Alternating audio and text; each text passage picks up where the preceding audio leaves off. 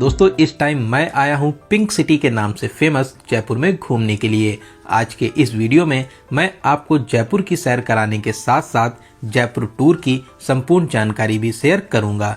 तो अगर आप भी राजा महाराजाओं के शहर जयपुर में घूमने की प्लानिंग कर रहे हैं तो ये वीडियो आपकी बहुत हेल्प करेगा। इस वीडियो में हम लोग बात करेंगे आप यहाँ तक कैसे पहुँचेंगे, यहाँ पर पहुँचने के बाद में आपको होटल कहाँ पर लेना चाहिए, जयपुर में आप कहाँ कहाँ घूम सकते हैं, जयपुर में घूमने का सही तरीका क्या रहता है, और वीडियो के लास्ट में बात करेंगे बजट की, कितने बजट में आप इस प्यारे से टूर को कवर कर लेंगे। तो बिना स्किप किए एक बार वीडियो को पूरा जरूर देखें, जिससे जयपुर टूर से रिलेटेड हर एक छोटी बड़ी जानकारी आपको आसानी से मिल सके। तो चलिए आज मेरे साथ घूमिए जयपुर की हसीन, खूबसूरत और शानदार वादियों में।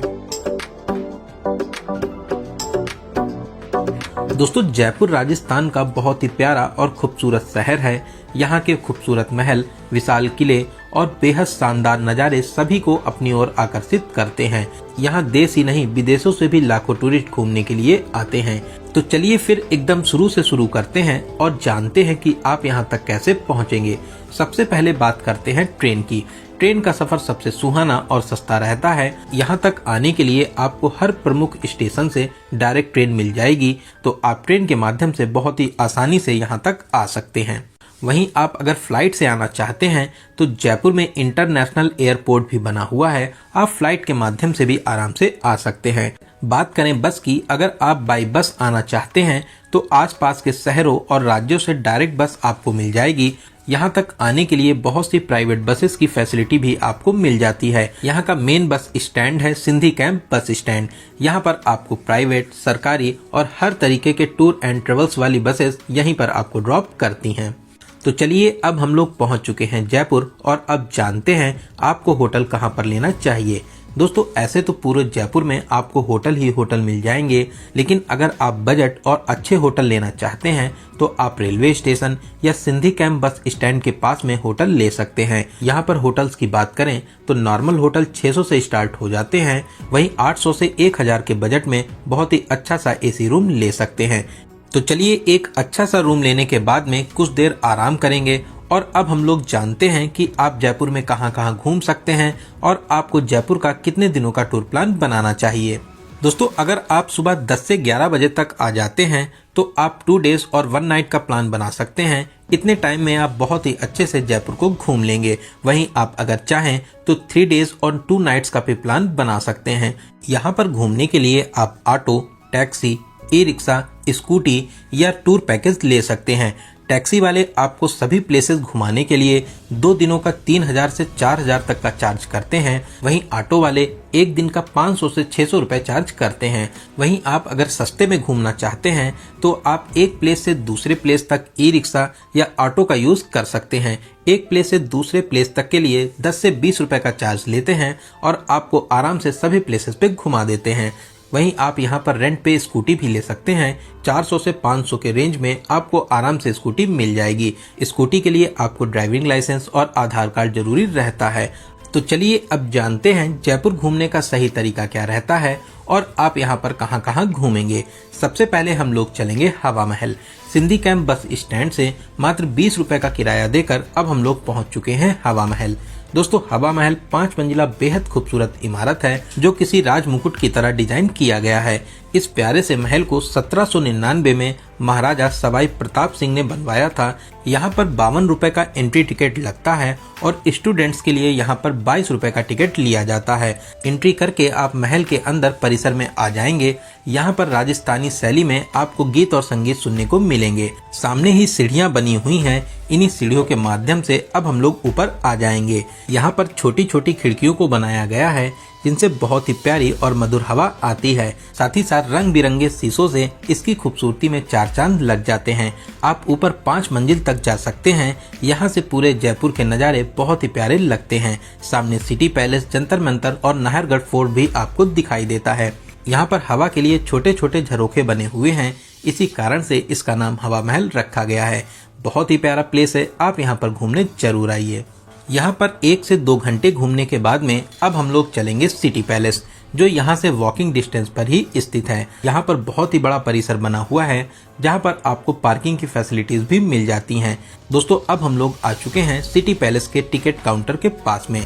यहाँ पर 300 रुपए का एंट्री टिकट लगता है। इस प्यारे से महल को जयपुर शहर के संस्थापक महाराजा सवाई जयसिंह ने 1730 ईस्वी में बनवाया था। यहाँ पर आपको बहुत सी चीजें देखने को मिलेंगी। यहाँ पर आप 4 गेट फॉर 4 सीजन देख सकते हैं। यहाँ पर बहुत ही खूबसूरत सभा निवास बना हुआ है। आर्ट गैलरी में जाकर बहुत ही प्यारी प्यारी और खूबसूरत चीजों को देख सकते हैं, साथ ही साथ खरीद भी सकते हैं। यहाँ पर बग्घी खाना बना हुआ है, जहाँ पर बहुत से प्रकार की आप बग्घियों को देख सकते हैं। इसके अलावा आप शाही सभा, वेपन्स गैलरी यहाँ पर भी जा सकते हैं, जहाँ पर राजा महाराजाओं के हथियार और युद्ध में प्रयोग होने वाली सभी वस्तुओं को रखा गया है।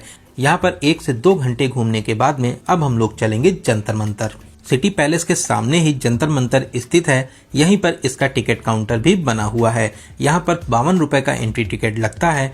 दोस्तों जंतर मंतर एक खगोलीय वैधशाला है, जिसे महाराजा सवाई जयसिंह द्वितीय ने 1730 के आसपास बनवाया था। इस प्यारी सी वैधशाला को यूनेस्को द्वारा विश्व धरोहर सूची में शामिल किया गया है। इस विशाल वैधशाला में 14 प्रमुख यंत्र हैं, जिसमें समय को एकदम सही मापा जा सकता है। साथ ही ग्रहण की भविष्यवाणी, सौर मंडल में ग्रहों की जानकारी, तारों की गति और स्थिति को भी देख सकते हैं। सभी राशियों की भी जानकारी देने वाले यंत्र यहाँ पर बने हुए हैं। अगर आप यहाँ पर गाइड करना चाहें तो आप यहाँ पर गाइड जरूर करें। गाइड करने से यहाँ की आपको रोचक जानकारी जानने को मिलेंगी। दोस्तों यहाँ के यंत्र आपको बहुत ही अचंभित कर देंगे। इन यंत्रों को देखकर आप अंदाजा लगा सकते हैं कि हमारे भारतीय लोग सच में कितने महान थे, जिन्होंने इतनी बड़ी और सटीक वैधशाला को बनाया था। तो यहाँ पर घूमने और जानकारी जानने के बाद में अब हम लोग चलेंगे यहाँ से 5 किलोमीटर की दूरी पर स्थित जल महल घूमने के लिए। एंट्री गेट पर ही राजा जी की हाथी की सवारी और बारात दिख जाएगी। आगे आगे राजा जी और पीछे नाचते बजाते उनके सेवक। ये दृश्य देखने लायक है, जो आपको बहुत ही ज्यादा अच्छा लगेगा। दोस्तों जल महल मानसागर झील के बीचों बीच में स्थित है। इस प्यारे से जल महल का निर्माण 1799 में महाराजा सवाई जयसिंह ने करवाया था। ऊंचे ऊंचे पहाड़ों के बीच में बने इस प्यारे से जल महल के नज़ारे बेहद खूबसूरत लगते हैं। शाम को लाइट्स में इसकी खूबसूरती में 4 चांद लग जाते हैं। शाम को यहाँ पर बहुत ही ज्यादा भीड़ भाड़ होती है, तो आप अगर चाहें तो यहाँ पर शाम को भी घूमने आ सकते हैं। यहाँ पर घूमने के बाद में अब हम लोग चलेंगे जयपुर के सबसे फेमस प्लेस आमेर फोर्ट, जिसे अंबर पैलेस भी कहते हैं। अरावली हिल से घिरे इस शानदार किले के नज़ारे बेहद शानदार लगते हैं। किले में अंदर जाने के लिए यहाँ पर 2 एंट्री गेट हैं। एक आप सीढ़ियों के माध्यम से ऊपर जा सकते हैं, जिसे सूर्य पोल कहते हैं। वहीं एक रास्ता पीछे से होकर जाता है, जिसमें आप ऊपर तक गाड़ी या स्कूटी से जा सकते हैं। इस एंट्री गेट को चांद पोल कहते हैं। इस विशाल और भव्य किले का निर्माण 16वीं शताब्दी में राजा मानसिंह ने करवाया था। फिर आगे महाराजा सवाई जयसिंह और फिर उसके बाद में मिर्जा जयसिंह के द्वारा इस किले का विस्तार किया गया। यहाँ पर आपको 102 रुपए का एंट्री टिकट लगता है। सामने ही टिकट काउंटर बना हुआ है। किले में ऊपर जाने पर सामने ही माता रानी का प्यारा सा मंदिर बना हुआ है। यहाँ पर भी आप दर्शन कर सकते हैं। सिंह पोल में प्रवेश कर अब हम लोग ऊपर आ जाएंगे। सामने ही दीवाने आम बना हुआ है, जहाँ पर राजा आम जनता की फरियादें सुनते थे। यहाँ पर बहुत सी मूवीज की शूटिंग भी हुई है। यहाँ से नीचे देखने पर आपको बेहद खास नज़ारे देखने को मिलते हैं। यहाँ के नज़ारे आपका दिल जीत लेंगे। दोस्तों सामने ही गणेश पोल द्वार बना हुआ है, जहाँ पर गणेश जी की प्रतिमा स्थापित है। गणेश द्वार से प्रवेश कर अब हम लोग किले के सबसे खूबसूरत प्रांगण में आ जाएंगे। यहाँ पर आप दुनिया का सबसे बड़ा शीश महल भी देख सकते हैं। छोटे छोटे शीशों के टुकड़ों से बना ये शीश महल सच में बहुत ही प्यारा और खूबसूरत लगता है। यहाँ पर आप अपनी प्यारी प्यारी फोटोशूट जरूर कराएं। सामने ही दीवाने खास और सुख महल भी बना हुआ है। दोस्तों आमेर पैलेस में जयगढ़ किले तक जाने के लिए गुप्त सुरंग भी बनी हुई है। इस परिसर में घूमने के बाद में अब हम लोग आगे बढ़ेंगे और अब हम लोग आ जाएंगे मानसिंह महल में। ये प्रांगण भी बहुत बड़ा प्रांगण बना हुआ है। यहाँ पर आप सीढ़ियों के माध्यम से ऊपर जाकर भी घूम सकते हैं। दोस्तों इस आमेर पैलेस में घूमने के लिए आपको 3 से 4 घंटे लग जाते हैं। अब हम लोग यहाँ पर घूमने के बाद में महल से बाहर आकर नीचे आ जाएंगे और अब हम लोग चलेंगे जयगढ़ फोर्ट में घूमने के लिए। ऑटो वाले आपसे रिजर्व में जयगढ़ फोर्ट और नाहरगढ़ फोर्ट के लिए 600 से 700 रुपए का चार्ज करते हैं। इन दोनों प्लेसेस पे घुमाने के बाद में आपको जल महल के पास में ड्रॉप कर देते हैं। जयगढ़ किला ऊपर पहाड़ी पर स्थित है। किले में एंट्री करने के लिए आपको 150 रुपए का एंट्री टिकट लगता है। साथ में पार्किंग भी आपको अलग से देनी रहती है। लाल बलुआ पत्थर से बने इस विशाल किले का निर्माण सवाई जयसिंह द्वितीय ने आमेर किले की सुरक्षा के लिए करवाया था। इस किले को विजय का किला भी कहते हैं। इस किले में युद्ध में प्रयोग होने वाले सभी हथियार और गोला बारूद का निर्माण किया जाता था। ये किला भी बहुत ही विशाल है।